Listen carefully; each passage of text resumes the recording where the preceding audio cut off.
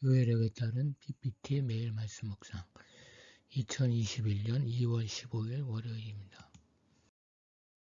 오늘의 말씀 출애굽기 19장 7에서 25절, 히브리서 2장 1에서 4절입니다. 오늘의 말씀 첫 번째 본문 출애굽기 19장입니다.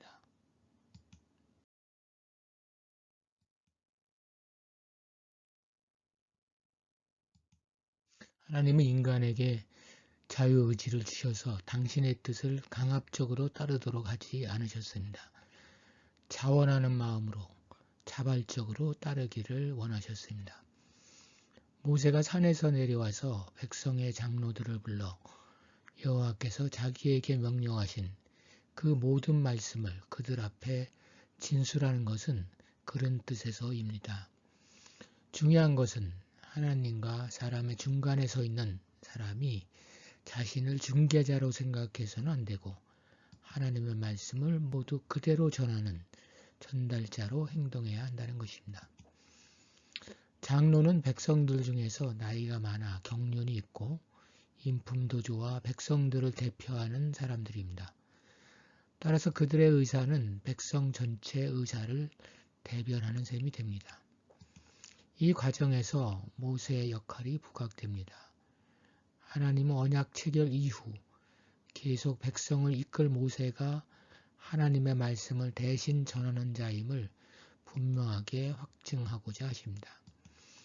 하나님께서는 당신의 임재의 모습을 나타내지 않고도 모세와 말할 수 있었습니다. 그러나 하나님께서 이처럼 자신의 임재의 모습을 나타내시려는 것은 백성들로 하여금 눈으로 똑똑히 목격하게 하고 귀로 생생히 듣게 함으로써 분명한 증거를 통해 하나님께서 모세와 함께 하심을 확실히 믿게 하려 함이었습니다.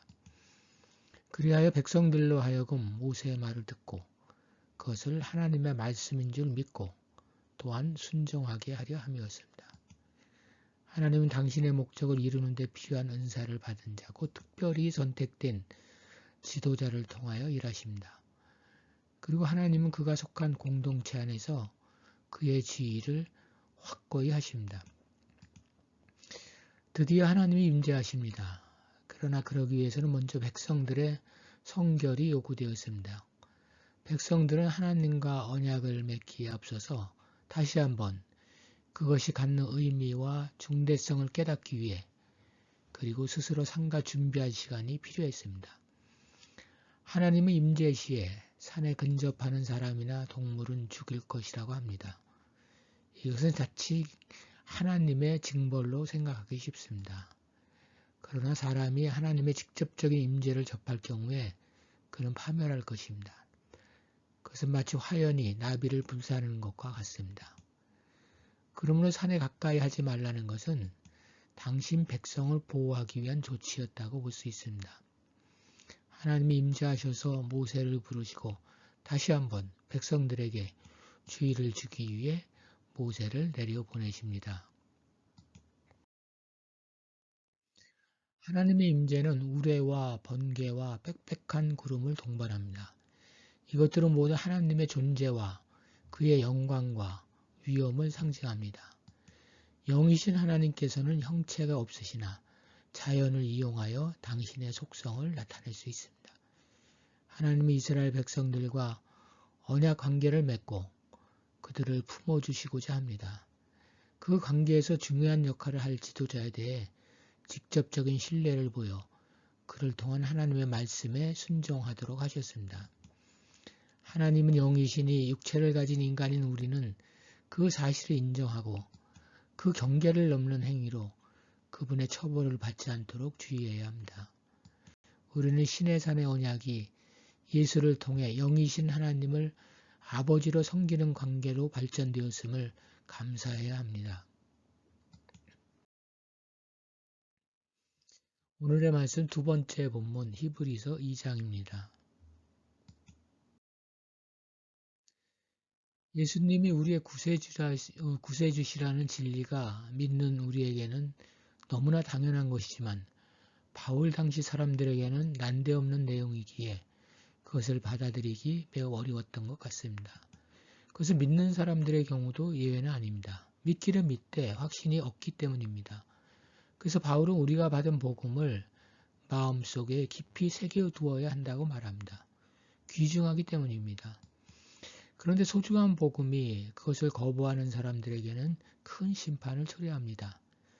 천사를 통하여 하신 율법을 거역해도 그에 상응한 심판을 받는데 하물며 그리스도로 말미암아 주어진 구원을 무시하게 되면 율법을 통해 시행되었던 공의의 심판보다 더 큰 보응, 즉 망하여 없어지는 멸망을 피할 수 없습니다. 예수를 믿어 구원받는다는 복음의 내용은 하나님께서 예수를 통해서 이루신 역사입니다. 누가 대통령으로부터 시계를 받았다면 소중하게 생각하지 않겠습니까? 구원의 복음은 하나님이 주신 것입니다. 나아가 이 구원의 진실은 복음을 들은 자를 보면 확실합니다.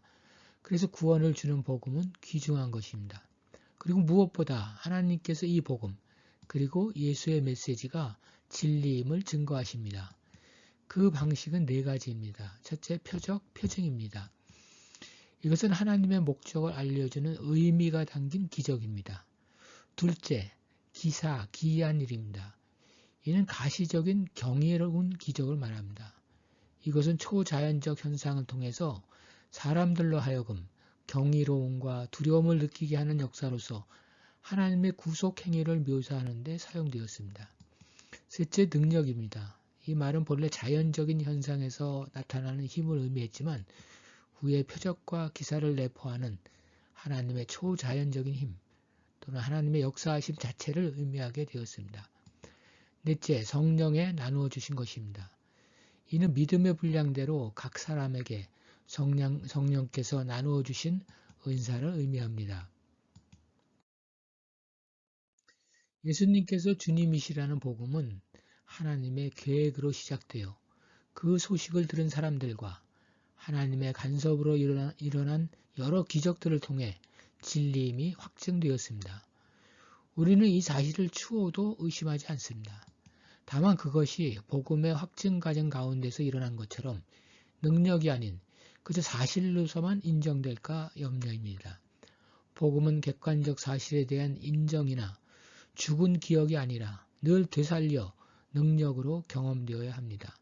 살아있는 복음이야말로 귀중한 구원의 복음입니다. 시내산에서 하나님과 이스라엘 백성은 공식적인 언약 관계에 접어들게 됩니다. 영이신 하나님과 자연적인 인간 사이의 관계 형성은 사실상 불가능합니다. 하지만 하나님의 인간 사랑에 대한 속성이 그것을 가능케 하였습니다. 하지만 그 관계는 하나님의 충실하심과 인간의 수많은 배신으로 점철된 관계였습니다. 마지막 때에 하나님은 예수를 통해 기쁜 소식, 즉 믿음에 의한 구원의 길을 마련하셨습니다. 우리가 지금 듣고 마음에 품은 구원의 복음은 오늘의 날 것이 아니라 지금의 내용을 갖추기 위해 수천 년이 걸려 내려온 오랜 역사라고 볼 수 있습니다. 그렇게 될 때까지의 과정에 있었던 수많은 문제들은 하나님의 우리에 대한 사랑으로 용서하는 사랑과 아픔의 대가이기도 한 것입니다. 그러니 이 복음, 구원을 주는 이 복음 이상의 귀중한 것이 세상에 어디 있겠습니까? 그것이 계속 소중한 것으로 남아있도록 하는 것이 우리의 신앙생활이라고 할 수 있습니다. 기도하겠습니다.